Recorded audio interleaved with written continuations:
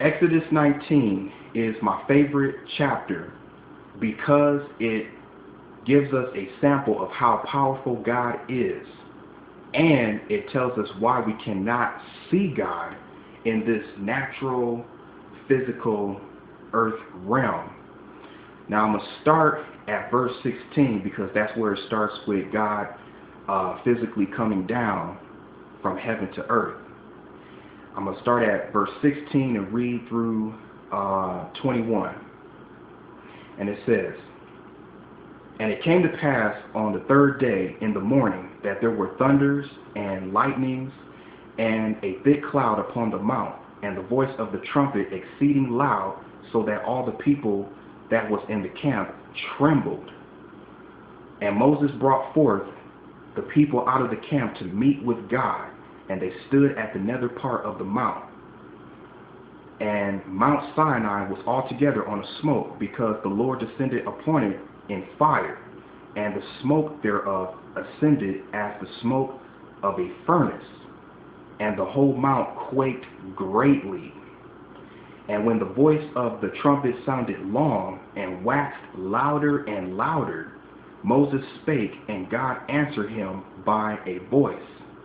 And the Lord came down upon Mount Sinai on the top of the mount, and the Lord called Moses up to the top of the mount, and Moses went up. And the Lord said unto Moses, Go down, charge the people, lest they break through unto the Lord to gaze, and many of them perish." I mean, when I first read that, that was really something. I mean, it gives us a sample of how powerful God is. God came from heaven to earth. You know, he came in the form of fire.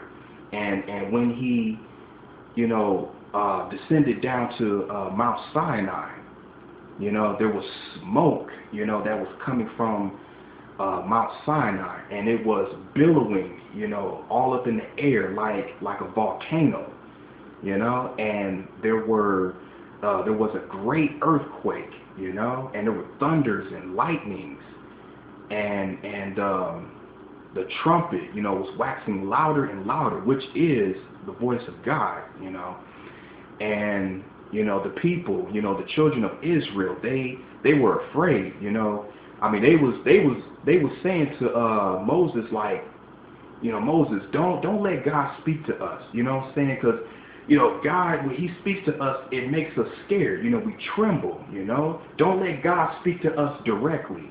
Let God speak through you, And so that is just really something, it's the power of God. And see, in verse 20, I'm going to read verse 20 again.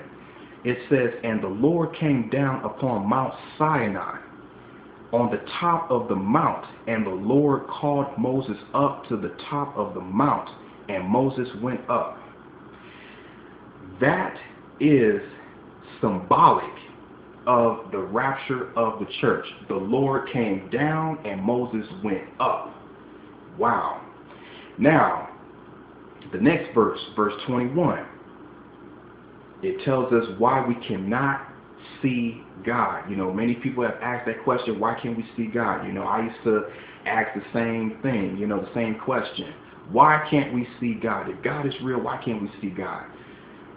It says in verse 21, "And the Lord said unto Moses, Go down, charge the people, lest they break through unto the Lord to gaze, and many of them perish." I mean, God told Moses, do not have the children of Israel look directly at me, because they will die if they do.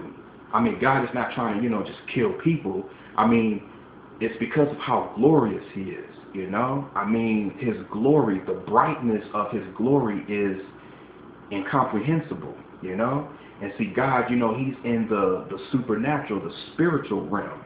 And we are in the natural physical realm. So, if they would have seen God, they just would have collapsed and died. I mean, it's the power of God, and that is why we cannot see God, because of that, That's why Paul said, we shall not all sleep, but we shall all be changed. We have to be changed from mortal into immortality so that our bodies can be suitable to stand in the presence of God, because God is powerful.